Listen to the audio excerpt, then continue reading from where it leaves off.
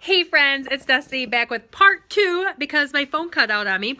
Okay, so I was in the process of reading you some of my book from Rising from the Ashes. And I'm just going to kind of pick up where we left off at, and then I'm just going to give you a quick little wrap up, okay?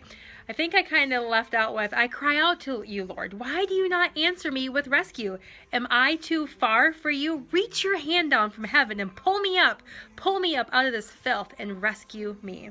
Please do not look away from me. Please do not turn your ear from my cries. Please, God, just come.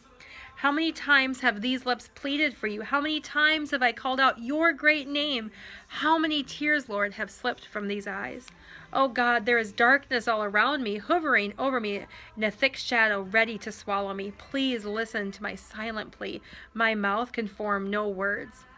The darkness is smothering me. Please, won't you come? Before you created the world, my name was on your heart. Oh Lord, have you forgotten about me? I'm sure many of you watching this can relate to the first half of this video and to this half too. How many times have we pleaded? How many times have we cried out? How many times have we put our hands in the air to surrender and say, God, please, please just come and rescue me? This psalm is so full of raw emotions. His words create such a vivid picture of pain. Now, we don't know who the author is of the psalm that I read in the video 1. But we do know it's titled A Prayer of an Afflicted Person who is growing weak and pours out a lament before the Lord. That's pretty intense to me, and I could say we could pretty much all write our own psalm like that. Even in our affliction, the Lord hears our prayers though. So then, at this time in the class, I would give you the opportunity to write your own Psalm 102. What does that look like for you? How have you cried? How have you pleaded? Have you ever felt like God wasn't listening to your prayers? I know I have felt like that time and time again in my life. Like, God, are you not even listening? Do you even hear me? Like, I believe in you, God. And so I've done like little tests, like lay my fleece out like Gideon, right? Like, Lord, I know that you're real. I believe in you and I know that you love me. But if you hear me, I need to know that you hear me. So do this or that. So I just know that you're listening to me. Just desperate to know that God's listening. After you laid your heart on him, did you wait in silence or did you seek him? So when you laid your heart and you poured it out before the Lord, did you keep talking and talking and talking, or did you take the time to just really be still and rest? And that's where I fall short so many times. Like, oh my God, I need. And I'm so busy talking and talking. I can't hear what he's got to say to my heart. And sometimes he answers and I don't like it. And I still feel as if I'm waiting for an answer. I feel as if he needs to answer with what I want. Otherwise, it hasn't been answered yet. It's hard sometimes to accept the answers you don't want. Are you having to accept an answer to the prayer that you don't like? I mean, think about that. I know sometimes when I'm praying for things, I'm like, God, that's not the answer that I want. So I don't really think that you heard me correctly. Really think that you should think about that some more, Lord, before you answer me. But he has a greater plan that I will ever know. And in my brain, I know the truth. I know he'll never reject me. He'll never leave me.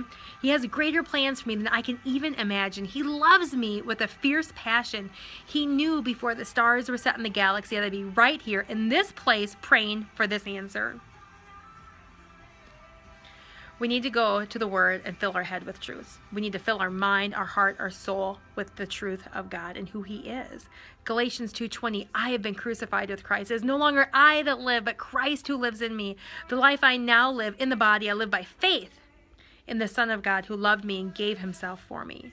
Genesis 50:20, you intended to harm me, but God, he intended it for good to accomplish what is now being done, the saving of many lives.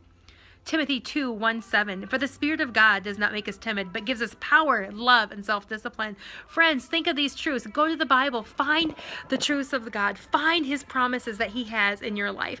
Take some time and create a blessing jar. Take a little jar and fill it up with truths and of his word and Bible verses and things that are true about you. I am a child of God. I am loved by the King of Kings, the King of the universe. He loves us so much. He wants us to be free. And he wants us to be whole. So that's just a little bit of part 1 of my book, Rising from the Ashes, broken into these 2 videos here. I hope you enjoyed it. It was a lot there. You can come into the studio and pick up the book. It's only $22. Or if you take my art class, you get it free. And then we will work through all 6 parts and do 7 projects together. So blessings, my friend. I want to see you overcome. I want to see you overcome this hurdle that's holding you back. back. I want to see you walk into freedom, not just walk into freedom. I want to see you run into freedom. I want to see you pursue freedom. I want your heart set free. And God is here. He hears you and He's listening and He loves you. He loves you so much. That's why He created you. Only you can worship Him the way you do. Only you can love Him the way you love Him. Only you can praise Him the way you praise Him. And that's why He made you. Special and unique. There's nobody else like you. There's nobody else like me. We're all created unique and different with a purpose. And there's promises in the Bible about His purpose. And if you don't believe me, go look it up yourself. All right. I love you all. Blessings and enjoy that new freedom.